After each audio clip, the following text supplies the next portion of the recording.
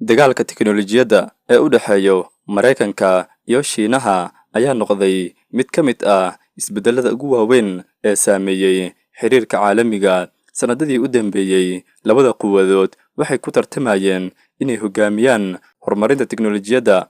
Casrigan aynu joogno ayay ku yeelatay saameyn aad u weyn dhanka dhaqaalaha iyo sidoo kaleeto dhanka difaaca iyo awoodaha kaleeto ee soo hoosgalayo. Haddaba muuqaalkeena maanta waxaynu ku soo qaadan doonaa qaybaha uu saameeyay dagaalkan tiknoolajiyadda ee u dhexeeya labada quwadood, waxyaalaha sababay iyo sidoo kaleeto hababka loo dagaalamayo iyo waxyaalaha la isku dhaafay dagaalkani. Ku soo dhawaada daawadayaal muuqaalkeena maanta.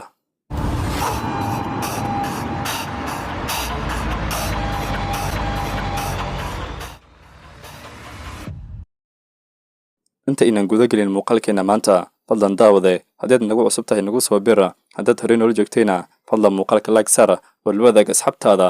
ku soo dhawaada mar kale muuqaalkeena maanta. Tan iyo dagaalkii qaboobaa, Mareykanka ayaa ku dadaalay inuu helo hormuudnimada tiknoolajiyadda isagoo adeegsanayo hal-abuurnimo, maalgashi iyo sidoo kaleeto iskaashiga caalamiga ah. Mareykanka ayaa ku warhelay horumarinta tiknoolajiyadda ee Shiinaha inay tahay caqabad toos ku ah qaranka Mareykanka, taas oo soo wajahday Mareykanka. Shiinaha wuxuu si xoog leh u maalgashaday cilmi baarisyo iyo sidoo kaleeto horumarinta tiknoolajiyadda isagoo ka duulayo rajo ah inuu noqdo hogaamiyaha caalamka dhanka tiknoolajiyadda. Shiinaha yoolkiisu wuxuu ahaa inuu helo shabakad ka madax bannaan Mareykanka. Maadaama uu raadinayo inuu helo shabakad ka madax bannaan tiknoolajiyadda Mareykanka, wuxuu ku dadaalay inuu horumariyo sida adeega 5G-ga, kaasoo khatar ku noqday dalka Mareykanka. Tartanka suuqa caalamiga, labada dal ayaa si xawli ah ugu tartamayo suuqa tiknoolajiyadda caalamiga ah, gaar ahaan dhinacyada tiknoolajiyadda, isgaarsiinta, qalabka elektarooniga ah iyo sidoo kaleeto nidaamyada difaaca. Tartankani waxa uu horseeday in ganacsiyada, shirkadaha iyo sidoo kaleeto dowladaha ay si firfircoon u maalgashadaan hal-abuurnimada iyo tiknoolajiyadda cusub. Qaybaha muhiimka ah ee dagaalka tiknoolajiyadda. 5G. Isgaarsiinta caalamiga ah waa tiknoolajiyadda isgaarsiineed ee ugu awoodda badan, taas oo bixisa xawaare sare. Sidoo kaleeto, Shiinaha oo uu hogaamiyo shirkadaha Huawei ayaa ku tallaabsaday horumarka 5G, taas oo keentay in Mareykanka uu qaado tallaabooyin xanibaad mamnuucid ah oo ku saabsan isticmaalka qalabka Shiinaha, iyagoo sheegay inay jiraan khataro amni. Saameynta tallaabooyinkan waxay abuureen xiisad weyn oo ku saabsan in tiknoolajiyadda muhiimka ah lagu xakameeyo siyaasad ahaan, iyadoo labada dal ay isku dayayaan inay si buuxda u maamulaan silsiladaha sahayda ee tiknoolajiyadda mustaqbalka. 2.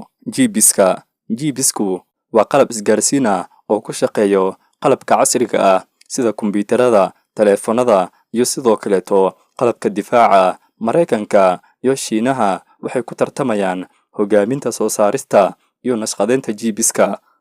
Shiinaha waxa uu isku dayayaa inuu gaaro madax-bannaani tiknoolajiyadeed oo buuxda, isagoo maalgelinayo warshadaha gudaha iyo sidoo kaleeto barnaamijyada dowladda taageerto si ay u horumariyaan soo saarista GPS-ka.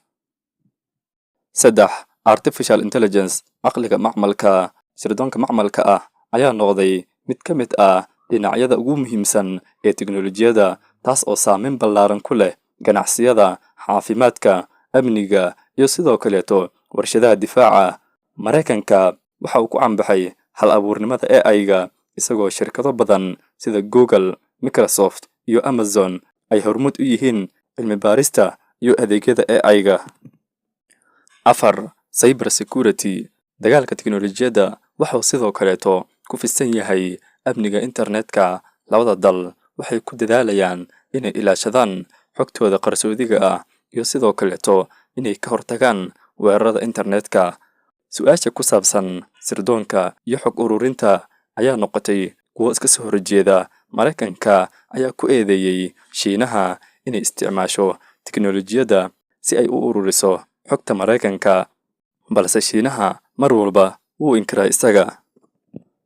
5. Tiknoolajiyadda difaaca. Labada dal ayaa sidoo kaleeto ku tartamayo horumarinta tiknoolajiyadda difaaca. Tiknoolajiyadan waa mid ka mid ah diyaaradaha droniska iyo sidoo kaleeto ilaalinta hawada iyo tiknoolajiyadda isgaarsiinta militariga.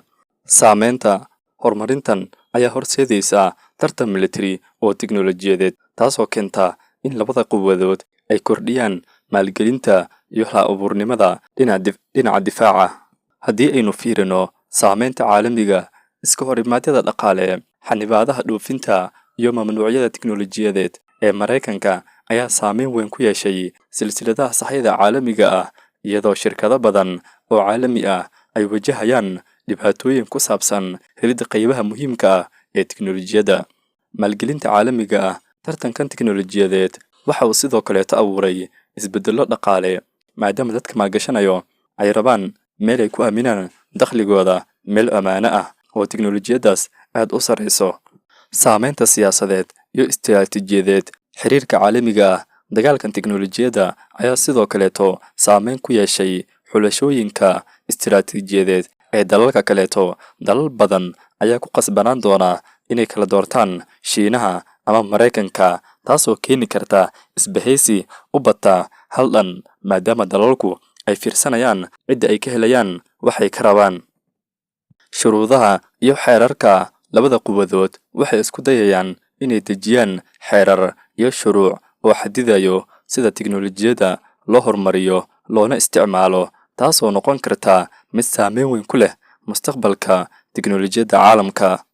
Haddii aynu fiirino dagaalka mustaqbalka ee tiknoolajiyadda, hal-abuurnimo iyo tiknoolajiyadda cusub, labada dal ayaa sii wadi doona maalgelinta iyo cilmi baarista, sidoo kaleeto iyagoo horumarinayo tiknoolajiyaddii ugu dambeysay. Markaas ayaa soo bixi doono qalabyo ka daran kuwa maanta aynu arkayno, taas oo saameyn weyn ku yeelan doonta mustaqbalka.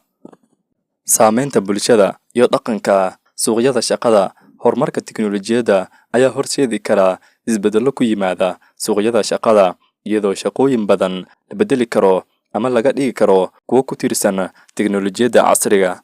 Waxbarashada iyo tababarka, dalalka waxay u baahan doonaan inay kordhiyaan maalgelinta waxbarashada iyo tababarka si ay uga faa'iidaystaan fursadaha ay tiknoolajiyaddani abuuri doonto, iyo sidoo kaleeto si looga hortago in bulshadu ay ka maqnaato isbeddelka tiknoolajiyadda.